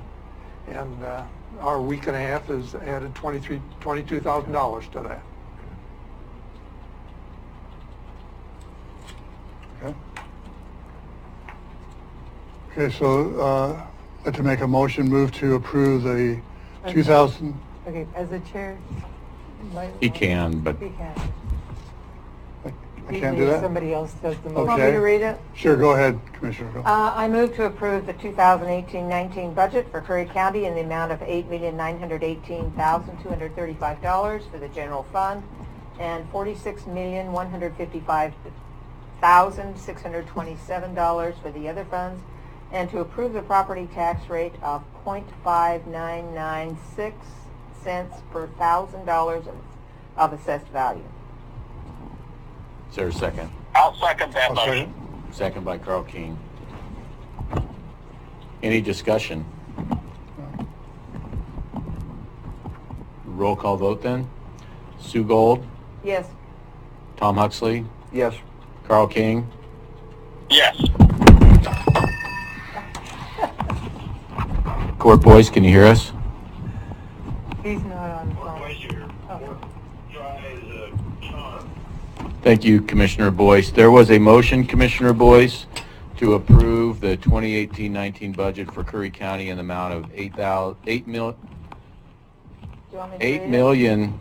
$8,918,235 for the general fund and $46,155,627 for all other funds, and to approve property tax rate at .5996 per thousand of assessed for $1,000 of assessed value. We were there was no deliberation on the motion unless you want to, and then there was a vote. Sue Gold in favor. She made the motion. I believe Carl King seconded. Tom Huxley voted in favor. Carl King voted in favor. We're calling on you for your vote on the motion. So you wait for my vote now? Yes, yes, we are, or if you want to speak to the motion. I'm going to vote no, and just clarification, I may change my mind when it comes before the final on the Board of Commissioners. Thank you, Commissioner. Thank you. Tom Brand, vote? Oh, aye, yes, Yes. approve. Okay, and the Chair Oshowski? Yes, approve. Okay, so 5 yes, 1 no. Any other business for the Budget Committee? I don't have any. Yeah, yesterday I talked about discussing shortly, briefly maybe, it's an important subject. You know, discuss our new sources of revenue for the county. Carl King, if you want, we're going to discuss revenue sources for the county. It's up to you whether you need to participate in that or not. Well, I will pass on that at this time. I'm certainly willing to resume discussions with a budget committee or any committee starting next week as to revenue sources for the county. But I really need to get off the phone now. I appreciate the accommodations staff and the committee have given me to allow me to participate on Monday and again today. Thank you very much. I'm signing off. Thank you, Carl. Bye-bye.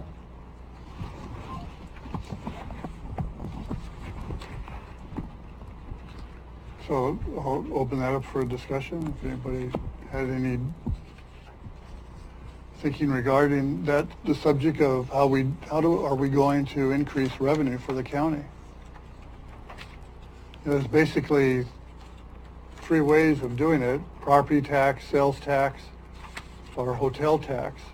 Anything else is, the amounts that you would gather would be pretty much minimal when you're looking at the amount of money that we're taking out of the road fund to offset any shortfall that we're currently experiencing. And that is not sustainable. Yes, Ms. I think we ought to be looking at a sales tax, but a luxury sales tax, so it's not going to hit the poorest in the community, those on fixed incomes. As far as a hotel tax, I think it could be a sales tax, thereby being able to be spent how we want it rather than being so narrowly dedicated to whatever, by the law. This is done in other counties. I think we need to study what's happening in other counties, or at least approach that as far as sales taxes. I know Yachats does a sales tax on their meals, 10%, and that's restaurants. That could be restaurants countywide. I don't know what effect that would take, but that's something that ought to be studied. The effect would not be significant. When you look at the county, there's roughly 57 or 60 hotels in the entire county. Mm-hmm. Okay, and it's probably double that for a number of restaurants. But at least that's something. Yes, it is. Yeah. That's just not the total answer. It can't be just one thing. That's a start. Yes, it is. But I think hitting people with property tax, it's not going to fly. They've tried 10 times. Yeah. And you're just hitting one thing rather than, I think the tourists use the area and they're not being, we're not tapping that resource at all. What would you suggest as far as the tax rate for that, concerning for a hotel tax, or whatever you want to call it? Hotel, I would have to look at hotel taxes in other counties, see what they're doing. But I do know every time I go to a hotel, which is often, there is a significant tax paid. Sure. In California, as high as 10%, 12%. Mm-hmm. Okay. And as a consumer of a hotel, when I go, that's just part of the cost of doing business. Right. You're not going to go in there and complain, oh, your taxes high. I've never heard anybody say that. Yeah. So I just like it when they tell you the total cost, and including the tax, when they tell you how much yours going to cost. Well, when I go online to negotiate or whatever, they always say the tax. So. But I've got to believe that you understand that the only big source of revenue that you could possibly achieve in this county is through the increase in property tax. Your income from lumber activity is is not going to be sustainable. Well, and there are other You know, so- ideas of getting some other revenue, getting some more economic activity. That's a big thing. Just taxing the people to death isn't going to cut it. No, I understand that. You need to get some economic activity. But looking at the current picture that we're in, the environment that we're in right now, you know, that's really your only source of income right now. You know, yeah, if I bring in HP or Google or somebody like that, yeah, they're going to pay some more property taxes, but only a small portion of that is going to go towards the county. And, you know, you'd have to have a significant number of new businesses or new activity coming in the county. And the only thing that I heard when we discussed it with the economic development was a golf course. And that's going to increase property tax revenue a little bit, and maybe some sales tax revenue if we decide to do a sales tax. But that's about it. You know, there are other areas along the coast that do something called ecotourism, and they've gotten huge federal grants for setting up some of these things. So you're not messing with the environment. Okay. So, just a thought. This isn't going to happen overnight. No, I understand. And Commissioner Huxley? Well, just to comment on your number 2, there's much more to it, and I agree with you that some of these others, they're not large numbers, but you mentioned 60, I believe, hotels or motels, but you know, into the transient lodging tax, which is essentially what that is. If it falls within one of the cities, it's not within the county. So you not only have to look at the totals there, but you have to, you know, that number diminishes because you have Brookings, which is incorporated basically. Harbor is not. Yeah. Gold Beach is. Port Orford is. So then you have to start removing Yeah, So those and the numbers. thing, So there's- if such a measure went in front of the voters, I think I would outline it as including the incorporated area and unincorporated areas. So Well, if it all were a hotels. sales tax, and I don't know if this would be lawful, you could do the entire county, because right now, all they have is a transient lodging tax. But that's for the city. Yes, but Okay. I've seen slips, motel slips from an individual that went to a county where they were doing a sales tax and a transient lodging tax. I don't know where those monies went eventually, but I would think there could be a sales tax as well as the transient lodging tax, and you could get the income from the city hotels and motels. Okay. So, But I just feel real strongly that property tax isn't the answer. So, and there could be some more income from assessors' offices going in and tax assessor going in and capturing those places that aren't now paying their fair share on the taxes. yeah, but you would almost, I think the county assessed value is like 22 million or something like that, maybe I'm wrong. A little bit more, but not much. The But that assessor's would sitting go back up there. if he went in and found all these places that are. Yeah, but to have a significant impact, that thing would have to go up to like $88 million to even have any type of impact, because of the small percentage that goes to the county in property So taxes. now we're probably getting at the real issue, the way the big tax pie is allocated. That's right. Yes. So I have a question, and you talked about how to raise a lot of revenue and whatnot, and we presented a balanced budget. We've possibly identified some needs, the towers, maybe some staffing issues with competitive salaries. Maybe we have other infrastructure issues but how much money do you think we need to raise with one of these things? I mean, we got to raise money. Yeah, How much? So What are we so gonna that do you with don't, just good question, and I think I have an answer for you, so that we don't go into the road reserve and use that money and leave that in there to do the road maintenance and road improvements that the county needs. So we took 400 and something thousand out of that.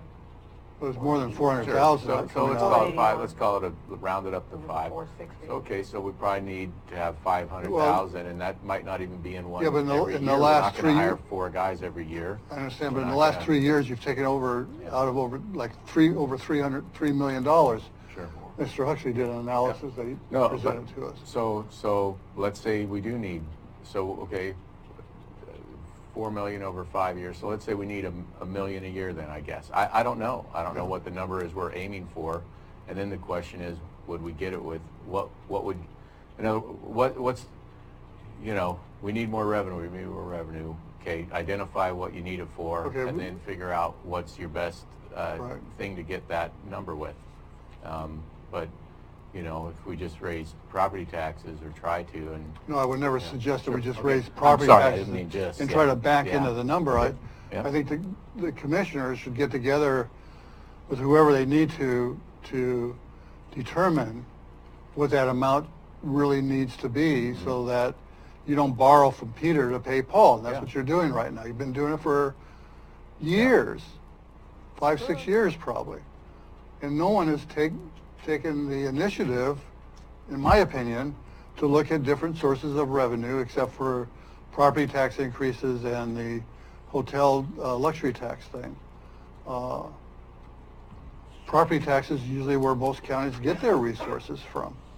Yeah. And I'm not saying, up the property tax to such a level that no one's going to pay attention to. You might want to do a step, from 60 cents per assessed value to maybe 75 cents per assessed value. The voters may go for that, and rather look at it than from year to year. an extra $1.92 or whatever was Yeah. proposed. You don't need to do it all at once. Do it to meet your goal as to what you want the county to be. This gets back to budget planning. Yeah, and Okay. I think the other capital item that was mentioned, it's a separate fund, but I think it's still a county fund managed by the Fair Board, but you saw the person from the Fair come in and say that, that facility needs all kinds of, upgrades and deferred Sure. maintenance and roofs and then possibly expansions. But again, the question is big picture things, and I don't know if this board if the budget committee has identified, shortfalls in any dollar amounts in any areas to, at least right now, with sufficient specificity to say, well, what's going to hit that number, what mechanism is going to hit that number. I don't know if you guys have gone into, that level, so. No, we I don't haven't. think so, but we have identified, like, the towers. Right, that's what I'm Huge. saying. Yeah, deficit that's there. probably $750,000, if not more. Is that just one component of it? Right. But we're putting a dent in it, at Yeah. least, Yeah. a little. So right. Small debt. But, and then, with that, it's like, are there other sources specifically earmarked? I mean, what else is out there? Do we need to go to the voters to solve that or not? Anyway, lots of questions. Yes, Tom. So I'm sitting here thinking about what, Oh, Yes. Go ahead, Carl. Court. Court? Hey, my hand's been up for 10 minutes. Thank you. Real quick comment. Just the fact that you're aware and bringing it up. As I said last week, we're going to be trying to recruit you. And if you're unavailable, I'm sure you know some people in the communities that would like to contribute. I think the overall focus here is how can we pool our resources. Healthy cities make for healthy county and vice versa. And there's got to be a way to bring the county and the cities together and save a lot of resources. So that's going to be my focus and see if I can contribute to that. And there's no sense taking anything before the vote unless you get an incredibly does the comprehensive, politicking ever stop? almost safe plan, as you have stated. All right, thank you. Thank you. Tom, you had a question? I'm wondering if it would be a reasonable recommendation for next year's budget to project what the anticipated, let's say, 2 or 3 year yearly increases in costs are going to be, to project step increases, PERS, health insurance costs, and then project what the yearly increases in income will be. Property taxes, we know, can go, assuming property values go up, 3%. We can make some projections and then make a budget that reconciles those two numbers. Usually when we have these negotiations, they're usually a 2 to 3 year contracts. This one actually is an opener. So our insurance costs for the county, they're capped. So the projection is a flat projection, unless you change it like we did in this meeting. So salaries are projected based off of negotiations. And what was the other one that you mentioned? I think I've just poorly stated. There are. It's not like we don't do those things, because we do those things. It's just that you get a 1 year budget proposal. Right. But when you put that that yearly budget proposal together, do you look at how the county's going to look in the future, and so how can we support future expenditures that we know are going to be coming, you know? I have in the past, this is my second budget with the county. The first one, we didn't have a county administrator, and it was my first budget. This one, I had a county administrator, but we did not do any projections other than the ones that we already discussed, the 5-year plans that we talked about with the Sheriff's Department, the Road Department, IT Department, and Building and Maintenance. Those, other than that, the county has not really looked at long-term projections, and I think a lot of it is because of so many uncertainties in this county right now. And it's hard to do those projections when they're just, well, that's where we are now, and 6 months from now, it's no longer even true. So spend an awful lot of time doing a 5 and 10 year projection is almost a waste of effort, in that until we really know what this is going to settle down to, it's hard to do that. I mean, the projection right now is that we don't have enough resources to continue without doing some major things, and so that's where we are. That's why we're having this discussion. That's why we're having this discussion. Right. I know it's hard to plan, especially for this county. You know, you're in a county that's only got 3 major cities in it, with very limited income coming in, and you know, your only big source of revenue is property tax income. You know, I'd like to suggest, or I don't know if I want to make a motion or not, I don't know if it's necessary, but I'd like to see the commissioners, you know, form some type of subcommittee or something to really look at this, and, you know, to meet as many times as is necessary to come up with something realistic to figure out how we can, you know, get some money in this county. I'd like to see a different path. We've done this. We've done this almost every tenure since 2007 or 8 of the commissioners. There's committee after committee after committee. They come up with pretty much the same.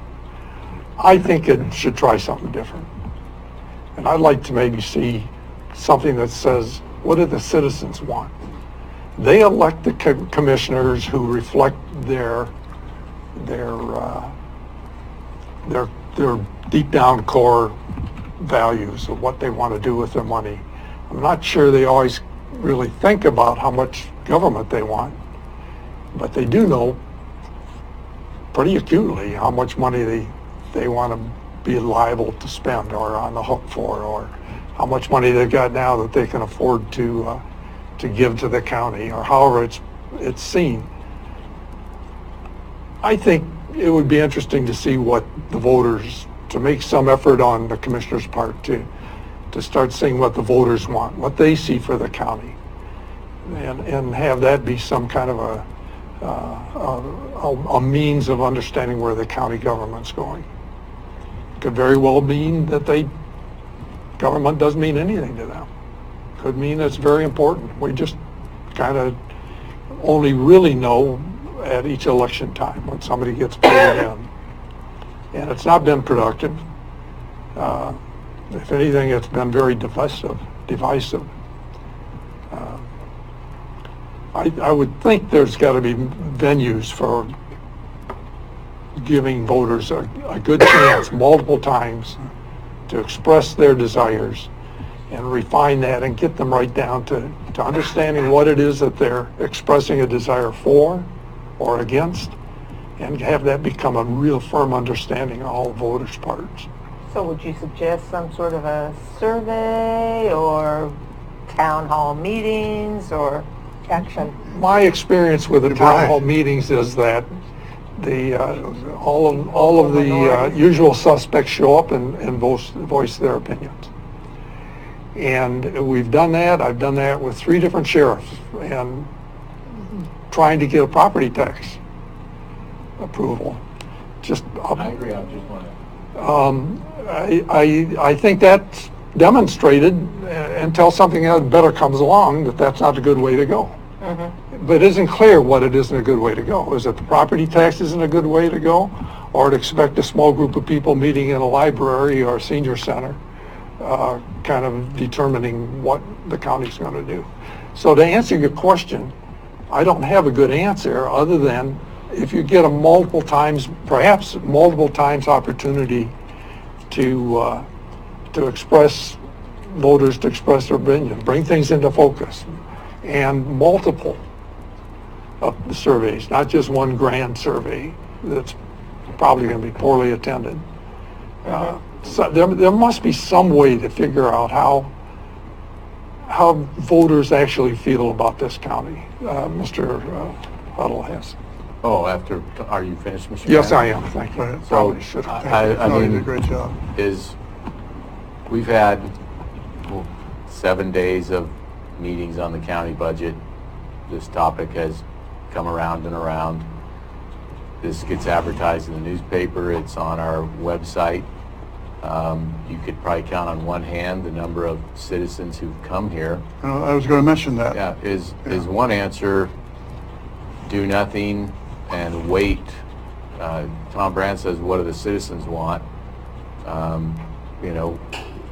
Who knows, but is it to wait until they tell us, whether it's at the ballot box and electing commissioners or by initiative petition where they come to us and say this is what we want, and completely leave it up to them without trying to influence them? Again, I've worked here for a couple of years now. The biggest complaint I've seen from folks is that there's a lot of horrible nuisance properties in this county that they'd like to see cleaned up. And other than that, I haven't heard personally a lot of complaints. I've heard some complaints about certain other things, but not on the volume as that. So if I'm listening to people who I'm not prompting, that's what I'm hearing. Yeah. So I don't know what you guys are hearing, but if you tell them to show up and talk to the budget committee about it, I don't know, what's happening. Yeah. The 2017 Citizens Budget Advisory Committee, was that a public forum? Did they meet? I believe it was. Yeah, public it was. meetings. What was the attendance like? Did I they give you wasn't a there. good, does anybody know? I went to almost all of the meetings. were like Commissioner 3. Boyce was at them. He was an outsider to the committee. I was an outsider to the committee. Carl King was an outsider to the committee. I came a few times You as came. my time allowed.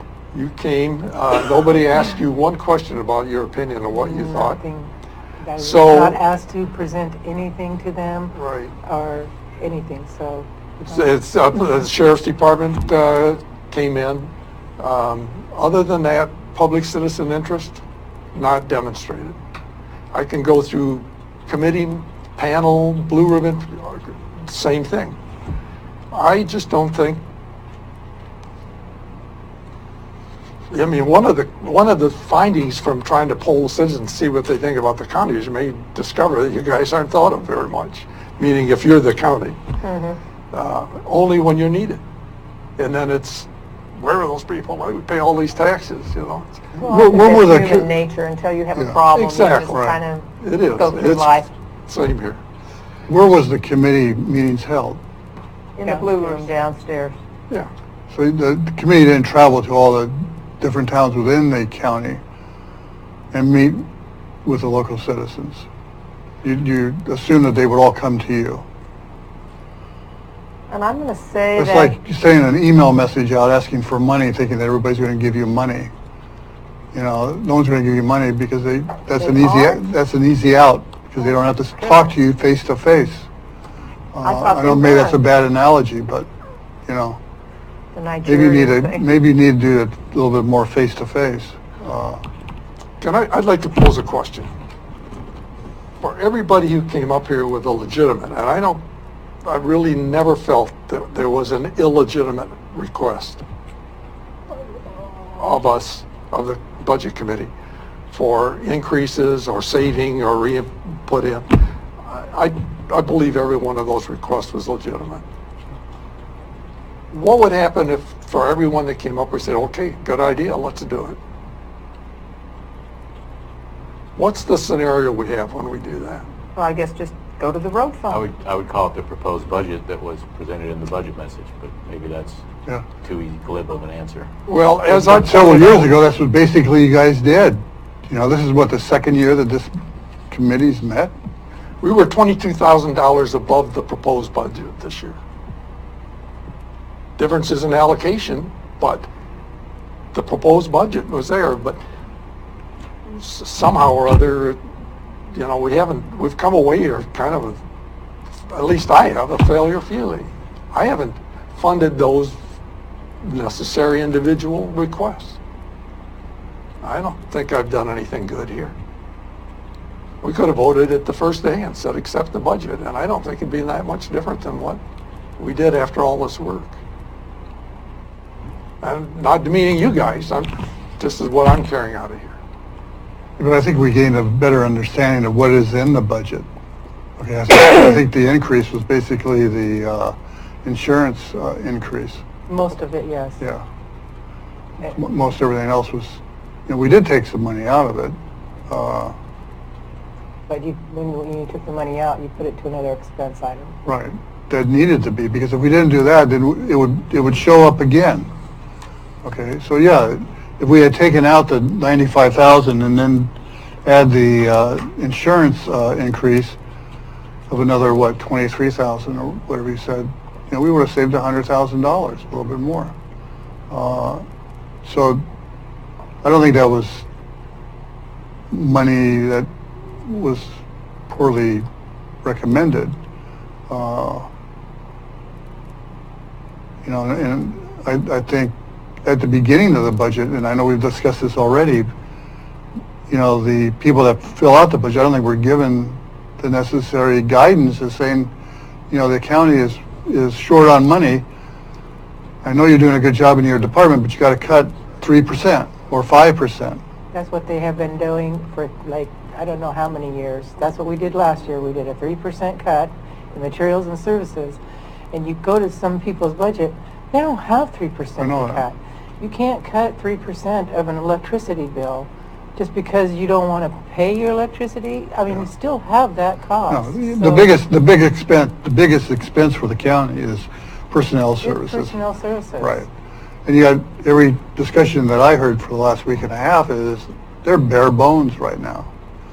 Staff-wise and materials and services-wise. Right. So the only other thing you can do is either you go to a 4-day week, which helps you a little bit out monetarily, but you kill the employees and their well-being, so to speak. And they still have like a 5 days worth of work. Yeah. They just have to get it done in 4 days. Right. So, you know, it's a hard nut to crack. But I know you did the budget advisory committee, and I think maybe we should do that again. But go out to the different cities within the county, schedule meetings, and meet with the people, at least give them the opportunity to talk to us, instead of having to travel 3 or 4 hours to get here. Some of them would do. I think that was done. Susan Brown went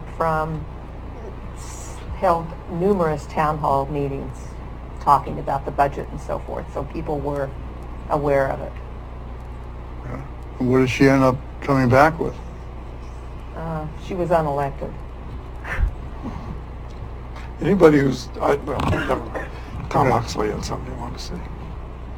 I just had one, to your, and I agree with everything that Tom Brand said as far as what hasn't worked and hasn't worked and hasn't worked and hasn't worked. But to the 23,000, what wasn't said was this budget was increased by $1 million over last year. 13%. 1 million. Yeah. 13, with a 13, yeah, $1 million. About half of that was for the Well, deputy still- for the sheriff. But it was $1 million. So it isn't, the last year we had a different kind of result in that from the proposed budget, we were under the proposed budget. This year it's pretty much the same. As proposed, after some intellectual and tough cuts made before it ever got to us. Thought put into it, so. A comment from, If you don't mind taking a comment from the peanut gallery back here. that's fine. Don't know if it's the peanut gallery.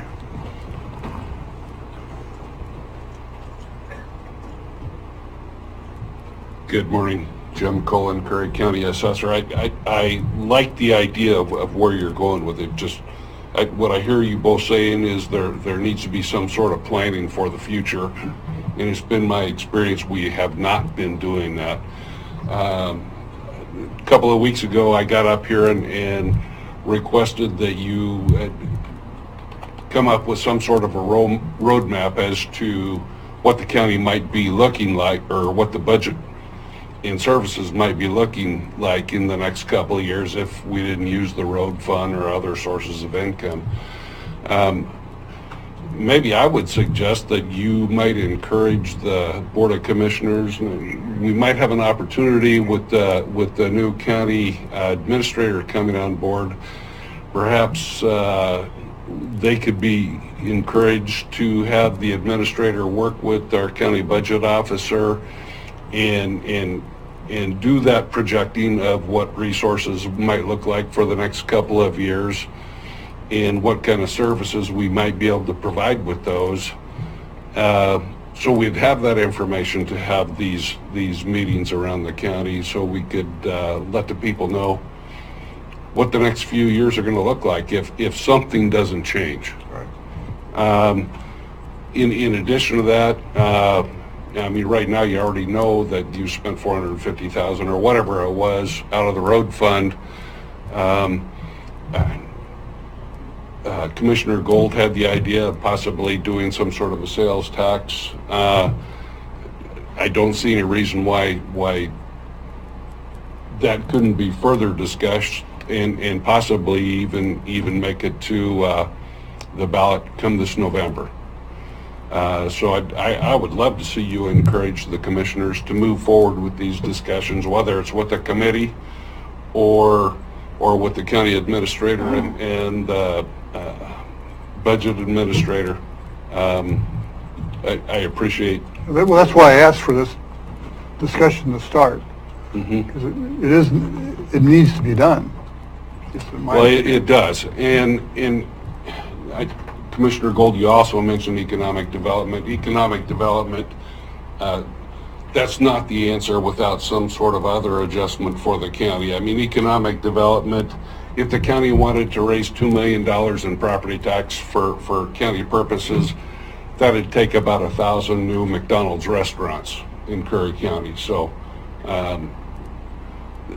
I realize our rate is low, and I think the overall picture, if you look at the big pie of where the taxes go, I think that's out of whack with all the different special districts. I really do. And it's very difficult to change that And I know I keep bringing up the library, but there was a reason when that library first started, when they were building, for that particular tax rate.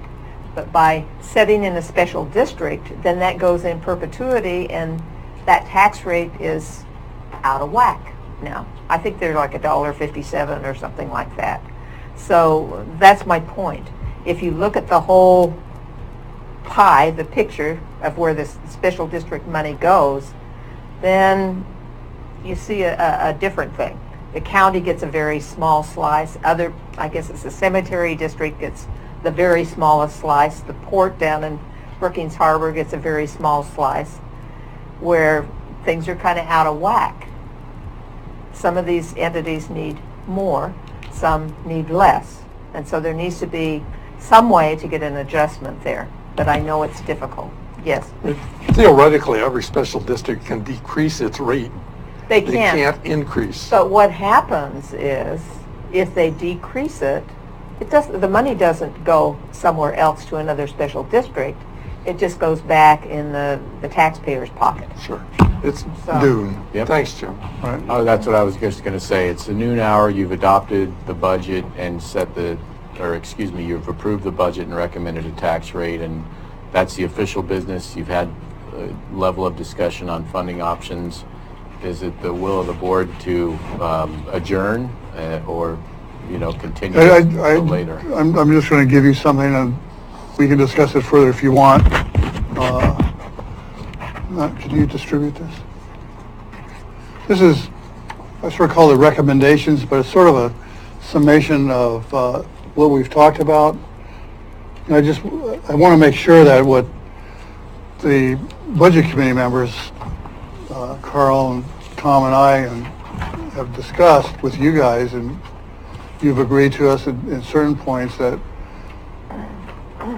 we just didn't hear a bunch of words, that actions start being taken to really review these things and set up some kind of... Mr. Chair, Yes. thank you. I'll sign off here. Just one quick comment. Last Wednesday, I gave the Budget Committee and the Commissioners a starting point for a consumption tax of 3%. As the research, it wouldn't necessarily have to be that much, but hang on to that, and if you have any additional time, review it and see. The whole thing boils down to what would the exemptions be on that, and the second thing, can you incorporate the lodging tax on a countywide basis and bring it all under one program, so all of businesses that have the burden of collecting that tax have incentives and safeguards. That's all I have. I'm going to lose coverage. Thank you all again. Okay, thank you. Got a question. On a sales tax, is that directed? Are those revenues directed, or are they countywide distributed? They are, a sales tax would be, first of all, you can write up the tax how you want, but we have power to do tax throughout the county. The TLT is a special statutory creature by state statute. We're allowed to operate within those purviews. But a sales tax is our own deal, and any tax has to go to the voters. I like the sales tax. That's why I was suggesting that, and it's done in other counties. And we've looked into that. When Waddle and Rhodes and Nowlin were looking into things, or maybe it wasn't Nowlin, maybe it was kind of in between. Doesn't really matter. I think they deserve credit for looking into it, but I don't understand why they didn't go forward, because the state stepped in and helped a lot in verifying and creating the numbers of it never went revenues. before the voters. The sales tax never come before the voters. Well, yeah, so why, the question is, what kind of pressures were put on to not put that on the ballot? That I don't know. That's the question. But I think it needs to be targeted if there's a sales tax, so that it doesn't hurt those folks who are... There's more of the transit type expenditures. People come through the county. I'd like to see it go towards the tourist trade type things. Yeah. Is there any questions on this? Yeah, I think what we need to do is be sure that a copy of this gets to our new administrator, and we'll follow through on that. Okay. And that will be in the minutes to do that? Does Does anybody have a sense of what department heads that you all feel, is this going to keep going like this year after year after year, and making it? Actually, just staying on, 10 years down the road, we'll be doing the same kind of heated discussions over You know what? distributions, but the county's still alive. Is this or is this not? It's my hope that getting the administrator functioning properly will help alleviate a lot of this. We can be more focused. That's my hope. Yeah, I would hope so. Mr. Uxley? If you just look at the numbers, okay, and again, Tom's been involved in this, back to the, 2009 with the study, the sheriff's thing. I think they came back with the one recommendation that started for $4 a thousand, from 60 cents per thousand, and Right. it was a. That would scare anybody away. Yeah, absolutely, but. No, we have not adjourned yet. But what you have, and what's been talked about here, for example, I'm just looking at, let's look at the demographics makeup of the county. It's with the exception of one county with about, I can't think of the name, with about 1,000 people, Curry County has the largest percent of retirees in Oregon, as far as counties, 1/3. So 1/3 are. Doesn't Bend, Oregon, was Bend, Oregon, I don't know what county they're in. Don't they have the largest? No, not as far as percent. Curry County is the top, the second one. The top one only has, I forget the county name, but they only have like 1,000 people. Okay. But Curry County, 1/3 are 65 and over. Okay. Nobody in So this room is 1/3 there. are retirees. Okay. You have, when you have cost of living, you can look at the Social Security COLAs, over the last 5 years, 10 years, 15 years. That, we're looking at limited incomes. You can look at one of the, we talked about the expected 5%, for the Teamsters, okay, plus COLAs, okay, and you look at the comparisons just there over the, again, 5-year period or 10-year period, and it's about 5 to 1. In other words, that 1/3 is making in increases about 1/5 of what these other increases total for the county. You look at certainly your health insurance issue, throughout the country, throughout the world, and what's happened there. What you have is, in this particular budget of, what was it, 8 or 9 million, you have, now it would be pushing 1.4 million of that is just for health insurance premiums paid by the employer or by the county. You look at, we've talked about PERS, and it entered some articles in there, and you look at the increases, which this county has no control over, nor does any other county. But 2 years ago, it was an increase of 4% of payroll. This next biennial, which it's estimated it will be another 4 to 5% of payroll. And you add all those things up, you can't even keep up with some of those increases. When, again, we've talked about the payroll is the largest, certainly, percent of things. Material and services certainly is substantial too, but personnel payroll is the largest. And you have all these things, and we're talking about, a transit lodging tax that's going to bring in a little bit here or a little bit there, and you just look at some of these statutorily mandated things that we know none of us have control over, and it's 4, 5, 6, 7, 8% of payroll. You can't continue to do that increase, even if it's not within your control. You can't continue to do that and keep up with things.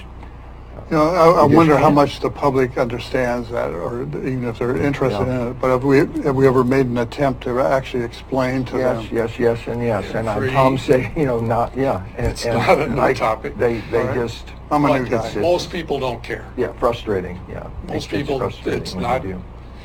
If it doesn't Yeah. affect them directly, in the In my moment you're backyard. talking. If more it's- indirectly yeah, is yeah. what's happening. It's not. It's What do you daunting. think? What do you see I the think future? it's 10 after 12. Sure. That's the. And we've gone over this like Yeah. 5 times Yeah. during these meetings. I'm sorry. And I think it would be nice to adjourn. I'd just like to make one But it's a statement. good then I'm list. gonna- Thank you. Yeah, I'm going to make one statement, then we'll adjourn. Louise, thank you for doing a great job. Thank you. All right. You've been Thank really you for helpful. doing a great job. Appreciate it. You guys Okay. have done a really good job as a budget committee. Okay, this meeting is adjourned. Okay.